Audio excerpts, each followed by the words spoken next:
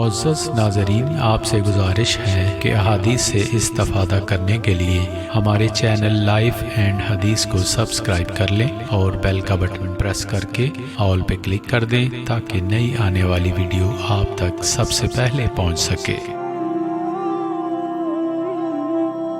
بسم اللہ الرحمن الرحیم۔ حدیث نمبر 651۔ ہم سے محمد بن علا نے بیان کیا، کہا کہ ہم سے ابو اسامہ نے برید بن عبداللہ سے بیان کیا، انہوں نے ابو بردہ سے، انہوں نے ابو موسیٰ رضی اللہ عنہ سے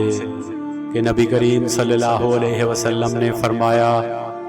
کہ نماز میں ثواب کے لحاظ سے سب سے بڑھ کر وہ شخص ہوتا ہے جو مسجد میں نماز کے لیے زیادہ سے زیادہ دور سے آئے، اور جو شخص نماز کے انتظار میں بیٹھا رہتا ہے اور پھر امام کے ساتھ پڑھتا ہے، اس شخص سے اجر میں بڑھ کر ہے جو پہلے ہی پڑھ کر سو جائے۔ حدیث نمبر 652۔ ہم سے قتیبہ بن سعید نے امام مالک سے بیان کیا، انہوں نے ابو بکر بن عبد الرحمن کے غلام سمی نامی سے، انہوں نے ابو صالح سمان سے، انہوں نے ابو ہریرہ رضی اللہ عنہ سے کہ رسول اللہ صلی اللہ علیہ وسلم نے فرمایا، ایک شخص کہیں جا رہا تھا، راستے میں اس نے کانٹوں کی بھری ہوئی ایک ٹہنی دیکھی، بس اسے راستے سے دور کر دیا، اللہ تعالیٰ صرف اسی بات پر راضی ہو گیا اور اس کی بخشش کر دی۔ حدیث نمبر 653۔ پھر آپ صلی اللہ علیہ وسلم نے فرمایا کہ شہداء 5 قسم کے ہوتے ہیں: طاعون میں مرنے والے،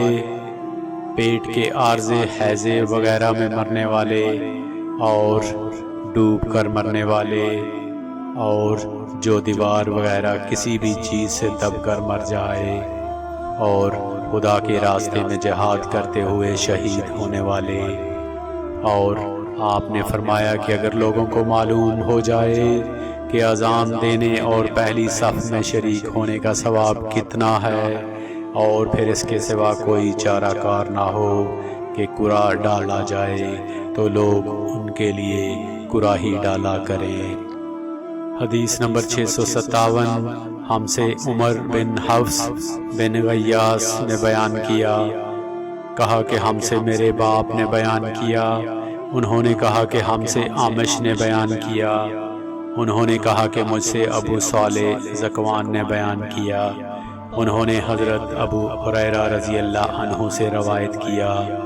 انہوں نے کہا کہ نبی کریم صلی اللہ علیہ وسلم نے فرمایا کہ منافقوں پر فجر اور عشاء کی نماز سے زیادہ اور کوئی نماز بھاری نہیں، اور اگر انہیں معلوم ہوتا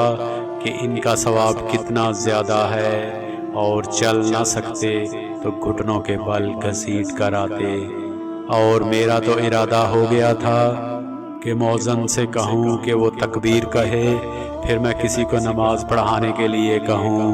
اور خود آگ کی چنگاریاں لے کر ان سب کے گھروں کو جلا دوں جو ابھی تک نماز کے لیے نہیں نکلے۔